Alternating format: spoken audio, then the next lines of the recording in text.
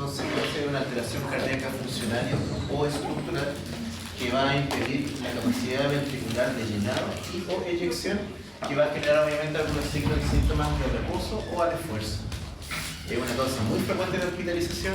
Podríamos decir que la causa más frecuente de hospitalización de causa cardíaca es la insuficiencia cardíaca. Su incidencia va a aumentar con la edad y su presencia va a comprometer la vida del paciente. Concepto importante, acuérdense que durante la sístole va a haber una eyección de sangre desde los ventrículos, mientras que la diástole es igual de importante que la sístole, porque si la diástole es el proceso en el cual se llena el ventrículo de sangre.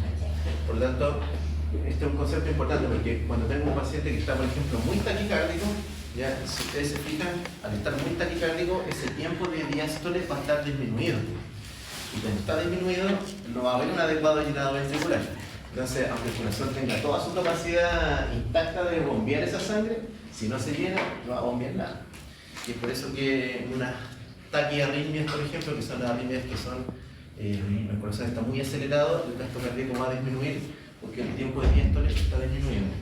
Y es por eso que después, en las terapias de la insuficiencia cardíaca, por ejemplo, uno busca mantener la frecuencia cardíaca siempre en torno a 60, con fármacos, que son los beta bloqueantes, por ejemplo, para que en el fondo el tiempo de diástole sea lo máximo posible para que el ventrículo se pueda llenar.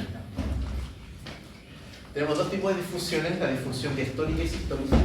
Diastólica, lo que hablábamos recién, está alterado el lleno ventricular, puede estar disminuida la intensibilidad del ventrículo. El débito cardíaco hasta ese punto está normal, pero va a estar aumentada la presión de lleno ventricular, no va a tener cardiomegalia, no va a estar el corazón grande, mientras que la disfunción sistólica ya aquí está alterado lo que es finalmente la sístole o la fracción de eyección. El débito cardíaco está disminuido y este ya sí va a presentar cardiomegalia, o sea, ya voy a tener un corazón grande. Ambas cosas son insuficiencia cardíaca, podríamos decir que es un continuo. El paciente primero parte con disfunción diastólica y cuando eso evoluciona en el tiempo genera una disfunción sistólica. Según la duración, una insuficiencia cardíaca puede ser aguda o puede ser crónica. Lo habitual es que los síntomas se dan de manera gradual, excepto por ejemplo en un infarto. Dijimos que si se presenta un infarto va a tener una disnea aguda, va a tener una insuficiencia cardíaca aguda.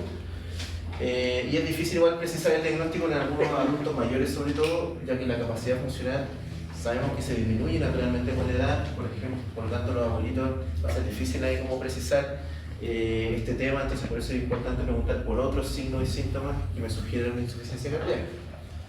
Causas, lejos, la más frecuente, causa más frecuente de insuficiencia cardíaca por lejos, pues si les preguntaran, la hipertensión arterial crónica.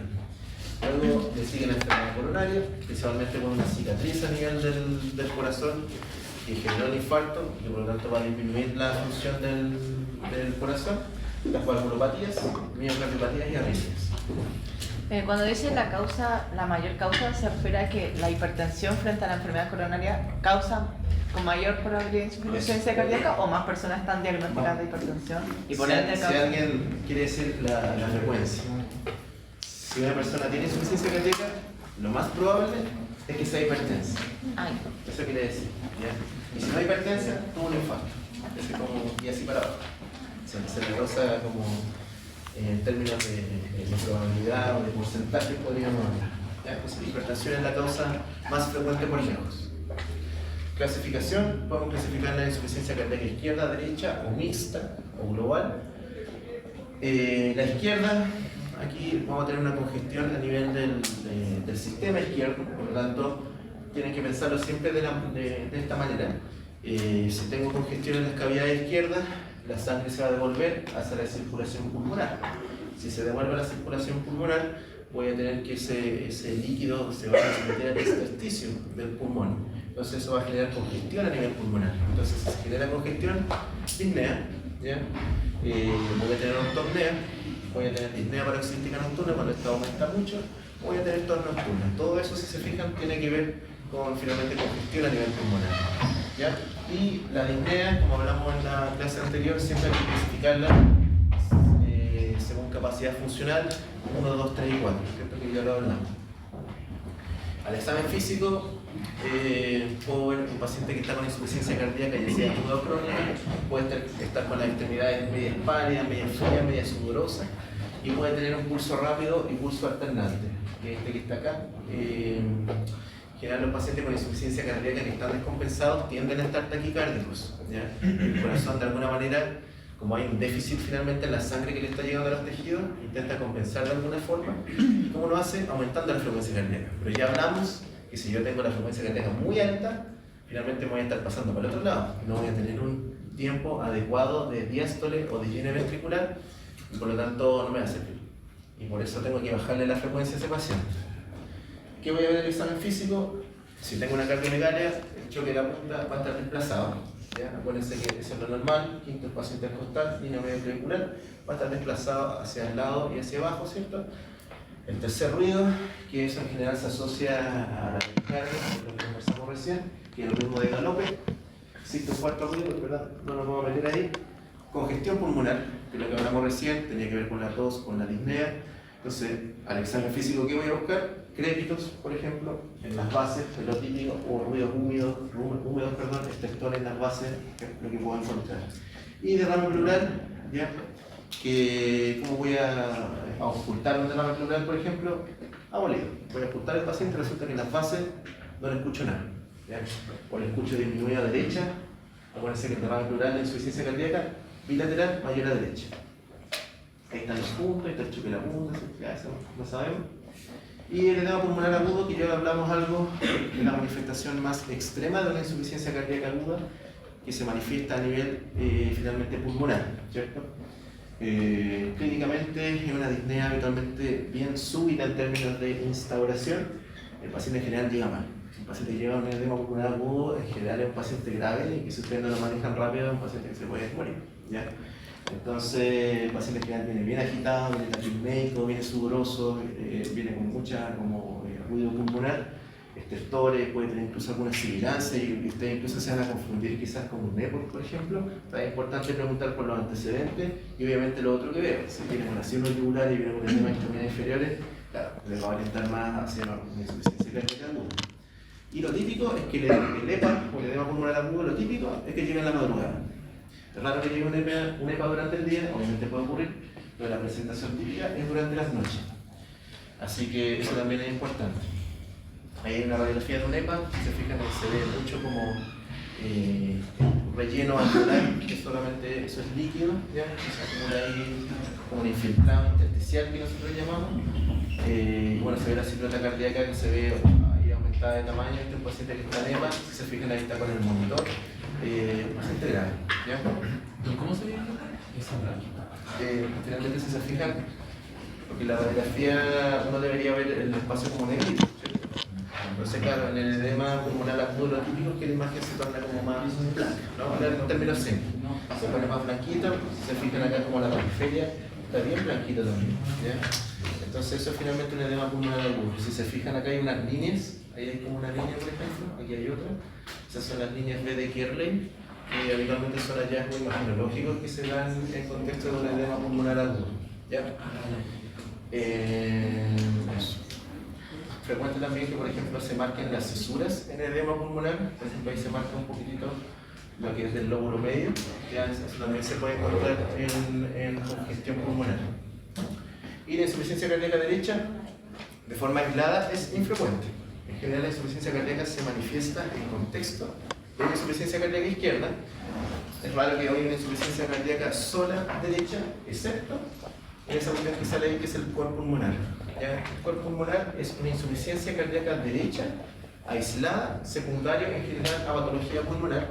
La cosa más frecuente, paciente que tiene EPOC, paciente que tiene fibrosis pulmonar, generó una sobrecarga en el ventrículo derecho y solamente ese creció. ¿Ya? Vendría siendo como la causa más frecuente.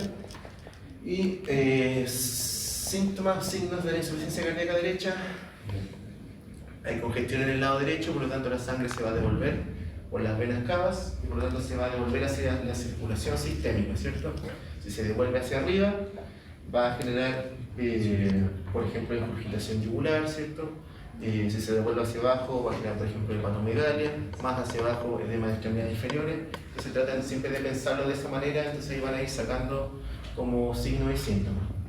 En general es más frecuente la fatigabilidad en la insuficiencia cardíaca derecha, hay síntomas digestivos, Son pacientes que, por ejemplo, como se les congestiona el hígado, como se les congestiona incluso el intestino, tienden a hacer como edema intestinal. Y ese edema intestinal favorece, por ejemplo, que sean pacientes que están con náusea. Van a ver, por ejemplo, que pacientes que están con insuficiencia cardíaca avanzada no toleran bien la alimentación, comen poco, les genera náusea, tiene que ver con ese edema intestinal y por lo tanto empiezan a bajar de peso aceleradamente. Porque por un lado intentan respirar como pueden, mucho trabajo respiratorio, están comiendo menos porque todo les genera náusea, entonces finalmente terminan así enflaquecidos, caquécticos, que es como el término médico, y acá viene el concepto de lo que es la caquexia cardíaca, o sea, una disminución secundaria a una insuficiencia cardíaca avanzada. Al examen físico, lo que conversamos, ingurgitación yugular, puedo palpar el ventrículo derecho, ¿cierto? Sé que a lo mejor hay una hipertrofia importante del ventrículo, hepatomegalia, ¿cierto? Por congestión pulmonar, o esplenomegalia, también la puedo palpar. El reflujo hepatoyugular, que es esto que yo aprieto ¿cómo se llama? El hígado y voy a ver cómo se me ingurgitan más las yugulares. Y el edema, que habitualmente edemas de extremidades, y ya cuando está aumentado ya al máximo, puede ser edema sacro, incluso en la región genital, asitis o derrame pleural, ¿ya? Ahí les puse ictericia en signos de interrogación. Hay muchos pacientes con insuficiencia cardíaca que cuando están muy descompensados hacen ictericia. ¿Y por qué hacen ictericia? Se ponen amarillos porque se genera demasiada congestión hepática. Incluso hay pacientes que ya cuando esto es prolongado en el tiempo, pueden hacer incluso una falla hepática así como crónica, secundaria a la insuficiencia cardíaca, ¿ya? Entonces, ojo, te digo al paciente con insuficiencia cardíaca, no necesariamente que tenga un daño hepático crónico porque se tomó alcohol toda la vida, ¿ya? Puede ser porque sea por una insuficiencia cardíaca que estaba muy descontrolada. En el agudo puede generar ictericia un paciente con insuficiencia cardíaca descompensada, ¿ya? Por si acaso. Ahí está cómo se mide la presión, o sea, la ingurgitación yugular. El paciente debería estar en 45 grados y uno pone ahí una regla, ¿ya? Y ahí en el fondo uno debería ver que finalmente si está elevada como la presión como venosa central, en general debería subir más allá de 3 centímetros como la ingurgitación. Ahora yo voy a decir sí, tiene una ingurgitación yugular significativa. Esa es la manera correcta finalmente de evaluar al paciente. O sea, al ojo, uno siempre le dice como que se acuesta, le pone en 45 grados y en general la mayoría de las veces si uno ve así unos cañones, tiene ingurgitación yugular, pero esa es la manera correcta en que uno tiene que evaluar. No acostado ni tampoco 100% sentado, ¿ya? ¿Y la regla para qué sirve? La regla es para medir los 3 centímetros. Ah. Se pone ahí en la escotadura external. Eso uno es lo que debería hacer así como semiólogo así estricto, ¿cierto? Pero uno en la práctica sienta al paciente en 45 y le ve si tiene las yugulares ingurgitadas, pero eso es lo que uno debería hacer como estrictamente, ¿ya? Ahí está, tiene tremendos cañones ahí, ¿cierto? Ahí está buscando la presión del ventrículo derecho. Acá está palpando la hepatomegalia, que si se fijan hay muchas técnicas, cada una de estas técnicas tiene como un nombre propio. Y en verdad está lo mismo. Lo importante es cada uno, después cuando les toque pasar en las prácticas, cada uno tiene como su propia manera de palpar el hígado. A algunos les resulta más cómoda esta, a otros esta, mira, todas las formas sirven. Lo importante es buscar ahí cualquier forma. Mira que esa cuestión ahí está buscando el hígado también. Vaso, ¿cierto? ¿Cómo se llama esa posición? ¿Cierto? Para evaluar solamente el vaso, si es esplenomegalia, ¿cierto? Ya, y de insuficiencia cardíaca global se mezclan las dos. Entonces ahí esta es la que más frecuentemente vamos a ver. La insuficiencia cardíaca global se mezclan todos los signos y síntomas que conversamos recién. Como el diagnóstico es clínico de la insuficiencia cardíaca. De hecho, uno podría hacer el diagnóstico de insuficiencia cardíaca sin pedir ningún examen. Podría ser el diagnóstico de una, ¿ya? ¿Qué exámenes me van a apoyar el diagnóstico? Por ejemplo, el electrocardiograma y una radiografía de tórax. Por eso es que en general ustedes van a ver que los pacientes, por ejemplo, que son hipertensos, cada cierto tiempo les piden como un electrocardiograma, y eso es para buscar que, por ejemplo, tengan hallazgos de insuficiencia cardíaca, que eso se ve en el electro. ¿Y una eco no?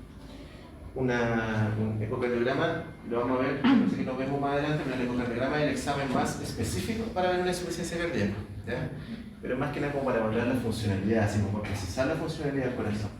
Como podríamos decir que el gol estándar para el diagnóstico de insuficiencia cardíaca. Pero yo podría hacer el diagnóstico sin necesidad de un ecocardiograma. ¿Ya? Es como el gol estándar finalmente el ecocardiograma con insuficiencia cardíaca, ¿ya? Pero podría ser diagnóstico con otras cosas. Eso, y aquí, esto se lo van a preguntar toda la vida también. Tienen que saberlo, todas estas cuestiones las pueden sacar con lo que conversamos al principio. Ya, si está alterado al lado izquierdo, se va a devolver al pulmón, entonces puedo tener tos, puedo tener disnea. Si está al lado derecho, puedo tener congitación yugular, paramegalia. Entonces ahí sacan los criterios mayores y menores, y el diagnóstico, si se fijan, si tengo dos criterios mayores, o uno mayor y dos menores, ya hago el diagnóstico clínico de insuficiencia cardíaca de uno. La mayoría de los pacientes van a tener paro. Vale, ustedes lo van a ver y ya no sé, tienen que automegar en la radiografía, la taquicardia que ustedes le escuchan el tercer ruido, no sé, tienen congestión yugular, y ya con todas esas cuestiones ya ustedes hicieron el diagnóstico, tienen insuficiencia cardíaca. ¿Ya? Entonces la mayoría de los pacientes trae más de 3, la mayoría, más de 3. Entonces por eso es que el diagnóstico es clínico, porque la mayoría de las veces traen muchas de estas cosas. ¿Ya? Mayores menores. Eso sería más criterio. Eso también. ¿Qué más? Bueno, y esto es un electro, bueno, la clase de electro, ¿no? No. Ya no nos vamos a complicar mucho acá, pero créanme que este es un corazón muy grande. Muy grande. No va a quedarnos ahí, no, es un corazón muy grande. Así como de lejos uno ve que es un corazón muy grande. ¿Ya? Así que eso, no vamos a complicarnos mucho. Aquí se fijan, hay una gran cardiomegalia. Y en términos estrictos, en verdad, uno no debería hacer, si uno ve ese corazón, dice hasta el corazón grande. Pero en verdad, uno no debería decir de entrada en una cardiomegalia, uno debería decir, está aumentada la silueta cardíaca. Porque en verdad, ese paciente podría tener un gran derrame pericárdico, por ejemplo, y por eso versa sí. Probablemente no, ya, pero ese es como el concepto. ¿Cómo uno ve si un paciente tiene cardiomegalia o no? Con el índice cardiotorácico.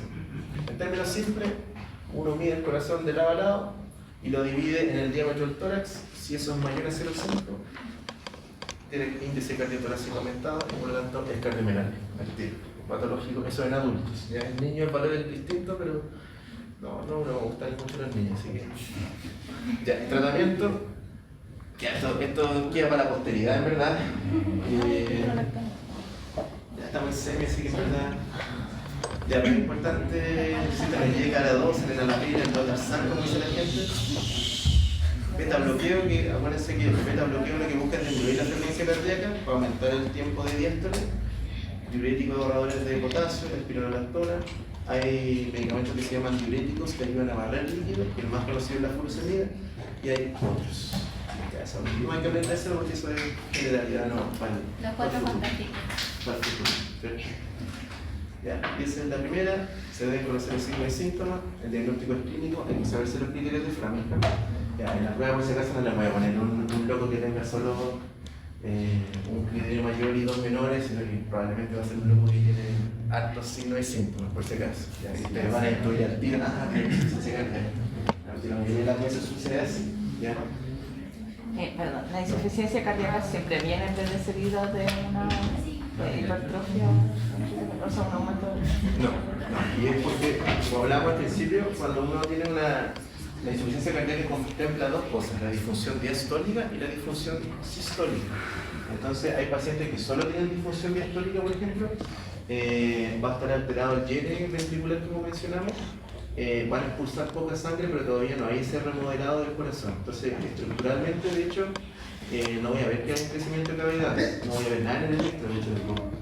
No voy a ver cardiomegalia tampoco, pero ya tiene una insuficiencia cardíaca. Entonces, por eso, en general decimos que el diagnóstico es clínico, porque puedo tomarle todos esos exámenes y esto es normal.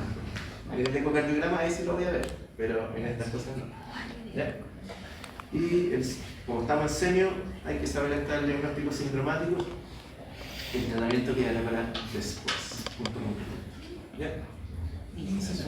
Profe, una consulta de los criterios.